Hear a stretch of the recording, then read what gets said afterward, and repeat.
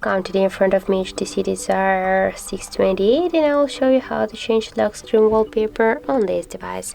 So first you should go into the settings application and then scroll to the personalize section. Now here, as can you see, we got the lock screen section, and just tap here to change wallpaper. As can you see, we can set the same image as our home screen wallpaper. We can also use the galleries, pictures, the photos previously taken on our device, or for example downloaded from the internet or also from the Thames. For example, we'll set the same picture as on our home screen. And now, as can you see here, we got this new wallpaper on our device.